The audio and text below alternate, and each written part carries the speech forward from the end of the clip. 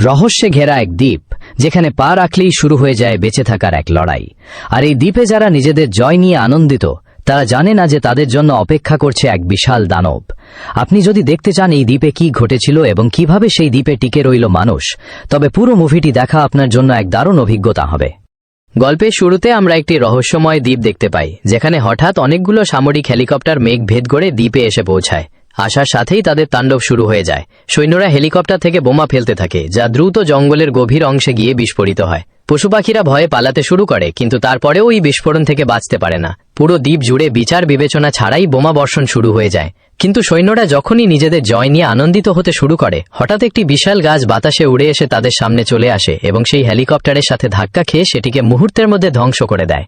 এরই মধ্যে বাকি সৈন্যদের উপরেও কোনো এক অজানা প্রাণীর হামলা শুরু হয়। মৃত্যুকে সামনে দেখে তারা একটি বিশাল চোখকে তাদের দিকে তাকিয়ে থাকতে দেখে। আসলে এটি ছিল এই দ্বীপের রক্ষক কিং। সে একটি হেলিকপ্টারকে নিজের হাতে ধরে ফেলে এবং রাগে নিজের বিশাল মুখ খুলে একজন সৈন্যকে জ্যান্ত গিলে ফেলে। সৈন্যদের চোখ ভয়ে কপালে উঠে যায়, কারণ তারা কখনো এত বড় প্রাণী দেখেনি।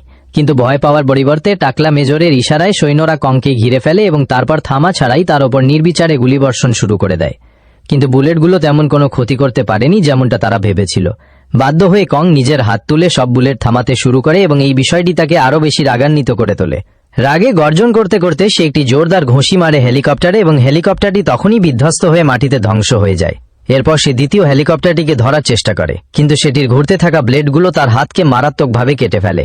ব্যথার কারণে কং দ্রুত নিজের হাত পেছনে টেনে নেয়, কিন্তু হেলিকপ্টারের নিয়ন্ত্রণ বিগড়ে গিয়েছিল। পাইলটের শত চেষ্টা সত্ত্বেও সেই হেলিকপ্টারটি ঘুরতে ঘুরতে জঙ্গলের দিকে ক্র্যাশ করতে থাকে।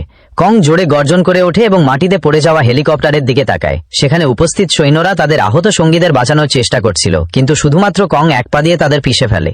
যখন একটি হেলিকপ্টার কোনোভাবে তার হামলা থেকে বেঁচে পালিয়ে যেতে শুরু করে, তখন কং বিদ্যুতের গতিতে সেই দিকেই তাকে তাড়া করতে দৌড় দেয়।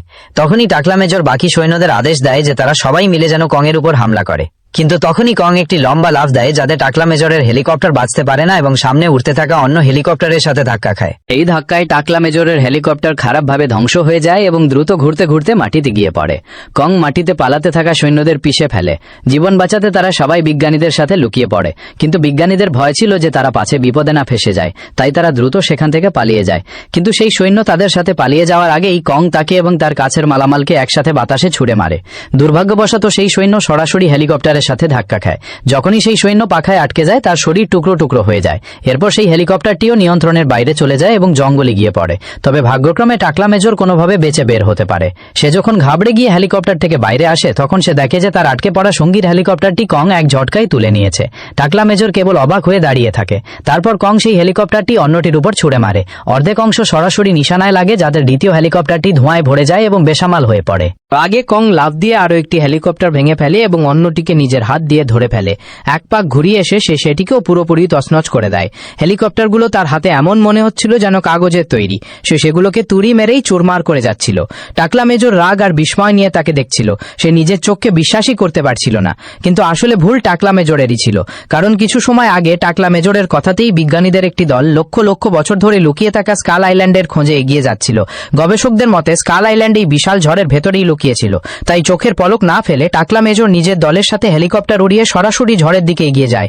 ডজন ডজন হেলিকপ্টার কোনো ভয় ছাড়াই সরাসরি ঝড়ের মাঝখানে ঢুকে পড়ে। কিন্তু তারা যত কাছে যাচ্ছিল, ঝড় ততটাই ভয়ঙ্কর হয়ে উঠছিল। যখনই হেলিকপ্টারগুলো ঝড়ের ভেতর ঢুকলো, সামনে ঘন অন্ধকার নেমে এলো। হেলিকপ্টারগুলোর নিয়ন্ত্রণ হারিয়ে গেল এবং সব যন্ত্রপাতি কাজ করা বন্ধ করে দিল। কিন্তু টাকলা মেজর শান্ত থেকে নিজের সৈন্যদের এগিয়ে যাওয়ার আদেশ দিল। অবশেষে হেলিকপ্টারগুলো মেঘ ভেদ করে বাইরে এলো এবং তাদের সামনে দৃশ্য একদম পরিষ্কার হয়ে গেল। এখন তারা একটি খোলা এবং পরিষ্কার আকাশে পৌঁছে গিয়েছে। বাকি হেলিকপ্টারগুলো ধীরে ধীরে মেঘ থেকে বাইরে বেরিয়ে এলো এবং তারা একটি রহস্যময় দ্বীপ খুঁজে পেল। এটাই সেই গোপন দ্বীপ ছিল, যার খোঁজ সরকার হাজার হাজার বছর ধরে করছিল। দূর দূরান্ত পর্যন্ত পাহাড় ছড়িয়েছিল এবং দৃশ্যগুলো অত্যন্ত সুন্দর ছিল। হেলিকপ্টারগুলো ছোট ছোট দ্বীপের মাঝখানে উড়ছিল এবং সবাই এই অদ্ভুত জায়গা দেখে অত্যন্ত খুশি ছিল। কিন্তু যখনই একজন হেলিকপ্টার পাইলট কিছু বোমা ফেলল, তখনই বিস্ফোরণগুলো পুরো দ্বীপকে কাঁপিয়ে দিল এবং ঘুমিয়ে থাকা কিংকংও জেগে উঠল। কিং এর বিধ্বংসী আক্রমণের পর সে সব হেলিকপ্টার ফেলে দিল এবং তারপর সে চুপচাপ অদৃশ্য হয়ে গেল। হেলিকপ্টারগুলো আলাদা আলাদা জায়গায় পড়ে সৈন্যের দল 3 ভাগে ভাগ হয়ে গেল। টাকলা মেজর তার বেঁচে থাকা সৈন্যদের জড়ো করলো এবং শপথ নিল যে সে মারা যাওয়া সঙ্গীদের প্রতিশোধ অবশ্যই নেবে। অন্যদিকে মৃত্যু থেকে বেঁচে যাওয়া দ্বিতীয় দলটি বিজ্ঞানীদের সাথে দ্বীপে এগিয়ে যাচ্ছিল। তখনই হঠাৎ পানির উপর নড়াচড়া দেখা দিল। একটি বিশাল দৈত্যাকার মহিষ ধীরে ধীরে পানি থেকে বাইরে এলো। সে জোরে জোরে নিঃশ্বাস নিতে নিতে সবার কাছে আসতে লাগলো, কিন্তু সে ভীত মানুষদের উপর হামলা করলো না। কিছুক্ষণ তাদের দেখার পর সে ঘুরে আবার পানির মধ্যে চলে গেল। ভয় কাটিয়ে ওঠা সব মানুষ এগিয়ে যেতে থাকে এবং শীঘ্রই তারা একটি জঙ্গলের ভেতরে পৌঁছায়, যেখানে পাথর দিয়ে তৈরি দেওয়ালে হলুদ রং দিয়ে অদ্ভুত সব ছবি আঁকা ছিল। তারা সাবধানে ভেতরে এগোতে থাকে। উইভান নামের মেয়েটি কেবল ছবি তুলতেই ব্যস্ত ছিল। তখনই হঠাৎ তার ক্যামেরায় একজন মানুষের মুখ দেখা গেল এবং এটি দেখে সে ভয় জোরে চিৎকার করে উঠল। যার পরপরই একদল মানুষ লুকানোর জায়গা থেকে বাইরে বেরিয়ে এলো। তাদের শরীরের রং আর পাথরের দেয়াল এতটাই ভালোভাবে মিশে গিয়েছিল যে কেউ তাদের টেরই পায়নি। তখনই আদিবাসী লোকেরা বল্লম নিয়ে সবাইকে একসাথে ঘিরে ধরল। এই অদ্ভুত মানুষদের দেখে দেখে এরাও এক মুহূর্তের জন্য গুলি করার সাহস পেল না। কিছুক্ষণ পর সেখানে আদিবাসীদের নেতা চলে এলো। যখনই দুই পক্ষ থেকে উত্তেজনা বাড়ছিল, তখনই এক বড় দাড়িওয়ালা বৃদ্ধ লোক সেখানে এলো, যার নাম ছিল মার্লো। সে হিন্দি ভাষায় বুঝিয়ে সবাইকে অস্ত্র নামিয়ে রাখতে বলল, কিন্তু সবাই অবাক ছিল যে সে হিন্দি কিভাবে বলছে। তখনই সে জানালো যে সে এবং একজন জাপানিজ পাইলট 28 বছর আগে হেলিকপ্টার ক্র্যাশের পর এই স্কাল আইল্যান্ডে আটকে গিয়েছিল এবং তখন থেকেই এখানে বাস করছে। এরপর মার্লো তাদের আদিবাসী গ্রামের কাছে নিয়ে গেল। সেখানে তারা পানির ওপর তৈরি একটি বিশাল ব্রিজ দেখল। সবার মনে হলো যে এই ব্রিজটি বিশেষভাবে কিংয়ের আক্রমণ থামানোর জন্য তৈরি করা হয়েছে। এরপর মার্লো সবাইকে নিয়ে আদিবাসী প্রধানের সাথে দেখা করালো এবং প্রধান তাদের এখানে কিছুদিন থাকার অনুমতি দিল। তাই সে তাদের নিয়ে উপজাতীয় লোকদের পবিত্র জায়গায় নিয়ে গেল, যেখানে সারিবদ্ধভাবে পাথরের স্তম্ভ পোঁতা ছিল। এই পাথরের স্তম্ভে খোদাই করা গল্পের মাধ্যমে সবাই জানতে পারল যে আসলে কিংকং এই দ্বীপের রক্ষক। সে সবসময় এই দ্বীপকে রক্ষা করে আসছে এবং তাদের নানা ধরনের দানবদের থেকে বাঁচিয়ে আসছে। এখানকার উপজাতীয় লোকেরা কিংকে দেবতা মনে করে। সে একাই থাকে এবং চুপচাপ এই রহস্যময় দ্বীপকে অনেক বছর ধরে রক্ষা করে আসছে। সেই সাথে তার উপর একটি বিপজ্জনক দায়িত্বও আছে, আর তা হলো এখানে মাটির নিচে থাকা ভয়ঙ্কর টিকটিকিগুলোর উপর নজর রাখা। কিন্তু সম্প্রতি হওয়া মানুষের বোমা বিস্ফোরণ মাটির নিচে ঘুমিয়ে থাকা সেই টিকটিকিগুলোকে জাগিয়ে তুলেছিল এবং শীঘ্রই তারা এই দ্বীপের জন্য বড় বিপদ হয়ে উঠতে যাচ্ছিল। এদিকে ক্যাপ্টেন জেমস এবং তার দলকে যত দ্রুত সম্ভব তাদের হারিয়ে যাওয়া সঙ্গীদের কাছে পৌঁছাতে হতো, তাই মার্লো তাদের ভাঙা হেলিকপ্টার দিয়ে তৈরি জাহাজের কাছে নিয়ে গেল। কিন্তু উইভার ফটোগ্রাফিতে মগ্ন ছিল। তখনই সে দেয়ালের বাইরে একটি শব্দ শুনতে পেল এবং সে সেই উঁচু কাটাওয়ালা দেয়াল পার করে চলে গেল, যা সেই টিকটিকিদের হাত থেকে বাঁচার জন্য তৈরি করা হয়েছিল। সেখানে সে দেখল যে একটি বড় মহিষ একটি হেলিকপ্টারের নিচে চাপা পড়ে আছে এবং যন্ত্রণায় কাতরাচ্ছে। সে মহিষের কাছে গেল। সে হেলিকপ্টারটি সরানোর চেষ্টা করলো যাতে সেই বেচারি মহিষটিকে বাঁচাতে পারে, কিন্তু সে জানতো না যে সে হেলিকপ্টারটিকে নাড়াতেও পারবে না। যখনই সে জোর দিচ্ছিল, হঠাৎ হেলিকপ্টারটি উপরে উঠে গেল। উইভার অবাক হয়ে উপরে তাকালো। মহিষটি এখন সহজেই দাঁড়িয়ে পড়েছে। যে হেলিকপ্টারটিকে সে নিজের পুরো শক্তি দিয়েও নাড়াতে পারেনি, সেটি এখন কিংকংয়ের হাতে। সে কেবল এভাবেই দাঁড়িয়ে করিয়ে দিয়েছিল যেন কোনো বিশাল পর্বত। উইভার ভয় পেয়ে গেল, কিন্তু কং তাকে কিছু বলল না এবং সেখান থেকে চলে গেল। এরপর আমরা টাকলা মেজর এবং তার দলকে দেখতে পাই, যেখানে একজন সৈন্য মাথা তুলে পানি খাচ্ছিল। তখনই হঠাৎ তার চোখ কপালে উঠে গেল এবং তার পানির বোতলটি মাটিতে পড়ে গেল। যখনই সবাই পেছনে ঘুরে তাকালো, একটি বাঁশের মতো খুঁটি সরাসরি তার মুখের এপার ওপার হয়ে বেরিয়ে গেল। আসলে এটি কোনো সাধারণ বাঁশ ছিল না, বরং বাঁশের মতো লম্বা পায়ের একটি বিশাল মাকড়সা ছিল। যখনই সেই মাকড়সা তার পা টেনে নিল, সবাই সত্যটি অনুভব করল, কিন্তু ততক্ষণ অনেক দেরি হয়ে গিয়েছিল। এরপর সব সৈন্য সেই মাকড়সার উপর গুলি চালাতে শুরু করে। সৈন্যদের গুলি থেকে বাঁচার জন্য সেই মাকড়সাটি নিজের জিভ দিয়ে একজন সৈন্যকে উপরে টেনে নিল। পাশে দাঁড়িয়ে থাকা সৈন্যরা নিজের লোকের গায়ে গুলি লাগার ভয়ে ফায়ার করতে পারল না। তখনই সেই সৈন্য ছুরি দিয়ে সেই জিভ কাটতে শুরু করলো এবং সবাই দ্রুত নিজের তলোয়ার বের করে সেই মাকড়সার পায়ে হামলা করতে শুরু করলো। যখন মাকড়সার টলতে টলতে জিভটিকে তাড়াতাড়ি টানতে লাগলো, কিন্তু সেই সৈন্য মাকড়সার জিভ কেটে নিজেকে মুক্ত করে নিল। তখন টাকলা মেজর দ্রুত মাকড়সার উপর একসাথে ফায়ার করার হুকুম দিল। সবার একসাথে আক্রমণের কারণে বড় মাকড়সাটির বুক গুলিতে ঝাঁঝরা হয়ে গেল এবং তার বিশাল শরীর মাটিতে পড়ে গেল। কিন্তু মাকড়সাটি তখনও পুরোপুরি মরেনি, তাই টাকলা মেজর নিজের পিস্তল বের করে তাকে চিরতরে খতম করে দিল। অন্যদিকে একজন হারিয়ে যাওয়া সৈন্য, যার নাম ছিল জ্যাক, সে নদীতে নিজের মুখ ধুচ্ছিল। তখনই সে হঠাৎ একটি শব্দ শুনতে পেল। কিংকং তার সামনে চলে এলো। সেই বিশাল গায়ে কংকে দেখে জ্যাক বুড়িভাবে ভয় পেয়ে গেল। কং ধীরে ধীরে নিজের বিশাল মাথা ঘোরালো এবং তীরের দিকে এগোতে লাগলো। ভয়ের চোটে জ্যাক দ্রুত একটি বড় পাথরের পেছনে লুকিয়ে পড়ল। এটা পরিষ্কার ছিল যে কং এর এই ছোট মানুষের সাথে কোনো শত্রুতা ছিল না। সে যুদ্ধে আহত হওয়া হাতটি ছুঁয়ে দেখলো এবং তারপর ধীরে ধীরে পানিতে বসে পড়ল। তখনই সে দেখলো যে সামনে একটি গাছে একটি অদ্ভুত পাখি বসে। জ্যাক লুকিয়ে দেখলো যে তার ক্ষত বেশ গভীর। কং নিজের হাত নাড়ানোর চেষ্টা করলো, কিন্তু তার মুখে যন্ত্রণা পরিষ্কার পরিষ্কার দেখা যাচ্ছিল। তারপর সে এক মুঠো পানি তুলে ধীরে ধীরে পান করল। কিন্তু তখনই হঠাৎ কং কিছু একটা দেখতে পেল। সে পানি থেকে একটি অক্টোপাস ঝট করে ধরে ফেলল।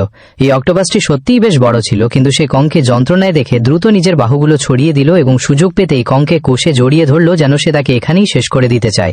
তখনই কং তার বাঁধন ছাড়িয়ে জোরদার আক্রমণ করল এবং অক্টোপাসটিকে এক ঝটকায় শেষ করে দিল। তারপর কং তার একটি বাহু ছিঁড়ে কাঁচায় চিবিয়ে খেল। খাওয়ার এই ধরন দেখে লুকিয়ে থাকা জ্যাক অবাক হয়ে গেল। পেট ভরার পর কিংকং বাকি অক্টোপাস রাতের খাবারের জন্য সাথে নিয়ে গেল। এরপর জ্যাক ঘন জঙ্গলে একটি শুকনো কাঠের ওপর বসে টাকলা মেজরের সাথে যোগাযোগ করার চেষ্টা করতে লাগলো। কিন্তু ব্যাটারি শেষ হওয়ার কারণে তার ওয়াকি টকি বন্ধ ছিল। সে সামনে এগিয়ে যাওয়ার কথা ভাবছিল। ঠিক তখনই হঠাৎ সেই কাঠটি নড়তে শুরু করলো। জ্যাক ভয় পেয়ে মাটিতে পড়ে গেল। পেছনে ফিরে দেখল সেই শুকনো কাঠটি একটি বিশাল ফড়িং হয়ে গিয়েছে, যা তার দিকে হামাগুড়ি দিয়ে আসছে। জ্যাক দ্রুত নিজের বন্দুক তুলল এবং ফায়ার করা শুরু করলো, যাতে সেই ফড়িংয়ের শরীর থেকে কাঠের গুঁড়ো উঠতে লাগলো। অনবরত ফায়ারিংয়ে সেই ফড়িংটি সংকুচিত হয়ে আবার গাছের ভেতরে চলে গেল। যখন জ্যাক ফায়ার থামালো ততক্ষণ সে নিজের মাথা পুরোপুরি ভেতরে টেনে নিয়েছিল এবং ধীরে ধীরে পেছনে হরতে হরতে দূরে চলে গেল। জ্যাক তখনও ঠিকমতো শ্বাসও নিতে পারেনি যে সে তার পেছনে অদ্ভুত কিছু অনুভব করলো। যখনই সে পেছনে ফিরল, একটি টিকটিকি তাকে খেয়ে ফেলল। এদিকে টাকলা মেজর নিজের সৈন্যদের নিয়ে এগিয়ে যেতে থাকলো। তার একটি পানিয়া ভূমি এলাকা দিয়ে যাচ্ছিল। যখনই গুলির শব্দ প্রতিধ্বনিত হলো, পুরো গাছের সব পাখি ভয় পেয়ে উড়ে গেল এবং কালো মেঘের মতো পুরো আকাশে ছেয়ে গেল। যখন তারা নিরাপদভাবে পানিয়াভূমি পার হয়ে একটি খোলা এলাকায় পৌঁছালো, তখন সামনে পাহাড়ের পাথরে একটি বিশাল রক্তমাখা হাতের ছাপ দেখতে পেল। এত বড় হাতের ছাপ শুধুমাত্র কিংই ছাড়তে পারত। টাকলা মেজর বুঝে গেল যে তারা সঠিক দিকেই এগোচ্ছে।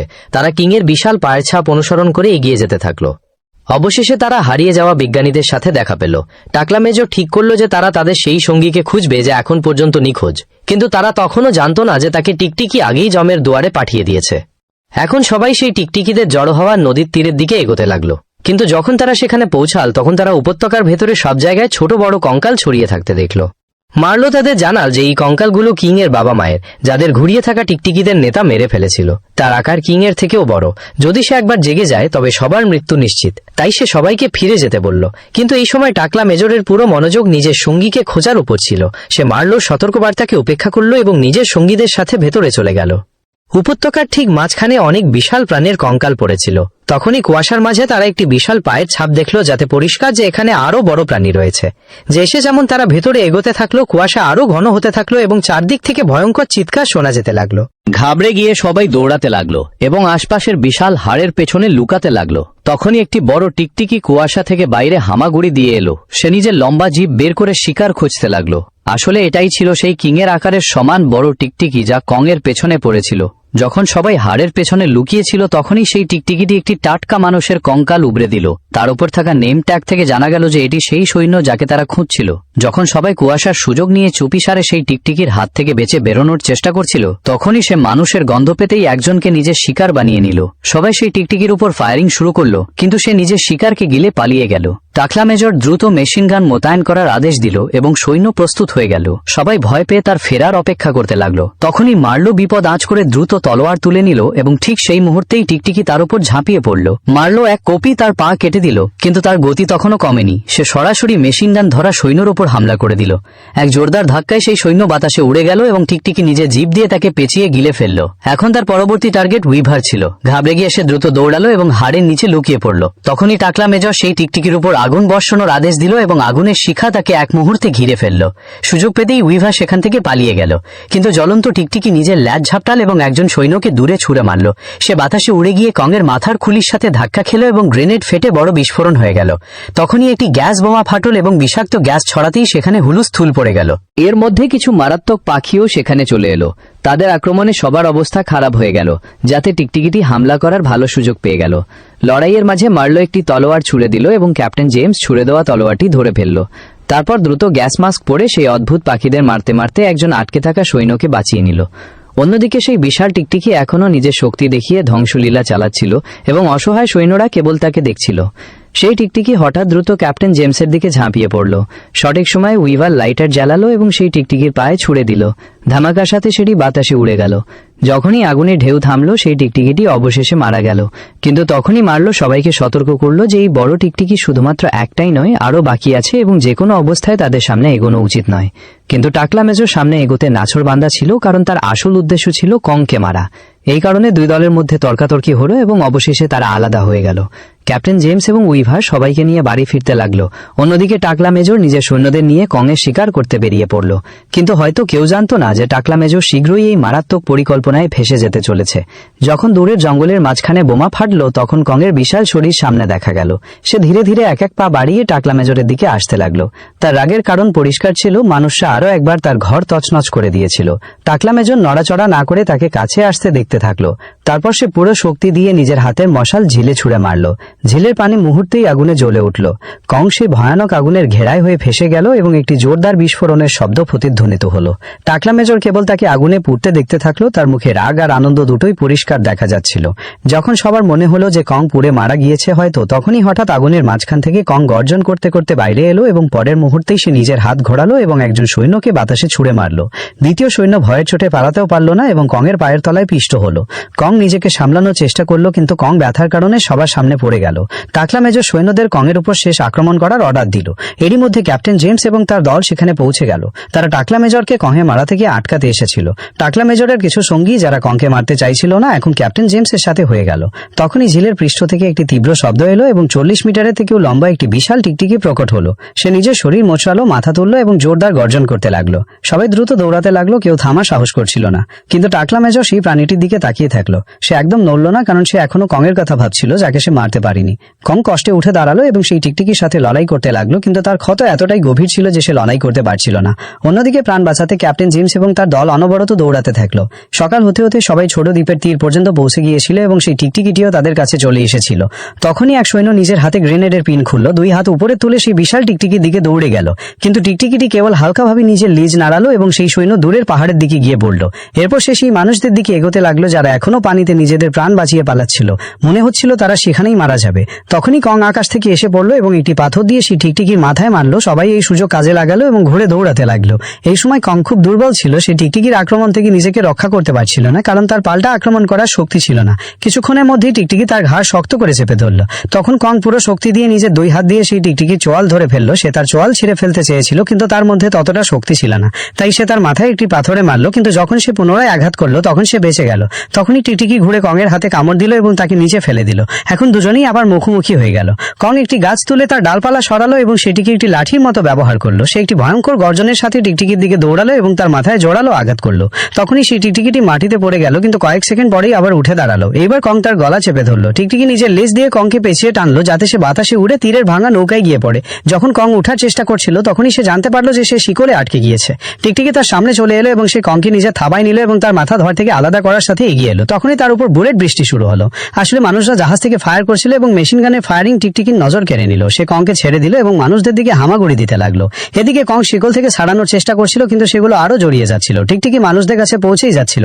তখনই কং পুরো শক্তি লাগিয়ে শিকল ছিঁড়ে ফেললো। সেই সময় জাহাজের মেশিন গানটিও জ্যাম হয়ে গেল। তখনই উইভার পাহাড়ের ওপর থেকে টিকটিকিকে দেখে একটি ফ্লেয়ার গান দিয়ে ফায়ার করে, যা তার মাথায় গিয়ে লাগে। এতে তার মনোযোগ ঘুরে গেল এবং সবাই মেশিন গান ঠিক করার সুযোগ পেয়ে গেল।